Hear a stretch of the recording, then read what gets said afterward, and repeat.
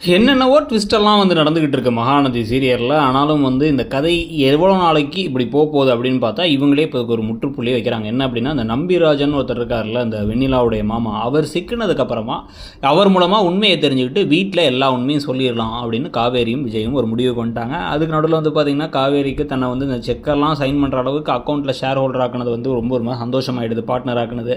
இன்னொரு பக்கம் வந்து பார்த்திங்க அப்படின்னா, அந்த அப்பல பிஸ்னஸ்க்கு ரொம்ப பிரச்சனையாக இருக்குது, இடம் வேணும்னு கேட்க, அது ஒன்றும் கவலைப்படாத, நான் பார்த்துக்கிறேன் அப்படின்னு சொல்லிட்டு அந்த மாமிகிட்ட நான் பேசிக்கிறேன், உங்களுக்கு ஏன் போர்ஷன் எடுத்துக்கங்க அப்படின்னு இவர் சொல்லிடுறாரு. அதே மாதிரி அந்த மாமியும் காலையிலே வந்து இவங்க வீட்டுக்கே ஷாக் தர மாதிரி அந்த போர்ஷன் எடுத்துக்கோங்க, அந்த பையனை வந்து வீட்டை விட்டு காலி பண்ண சொல்லியாச்சு, நானே வேலைக்கு ஆளும் ஏற்பாடு பண்ணி தரேன்னு சொல்லிட்டு காவேரிக்கிட்டே நீ கவலைப்படாதுன்னு சொல்லிட்டு போகிறாங்க. என்ன உண்மையை சொன்னார் விஜய்ங்கிறது தெரியல.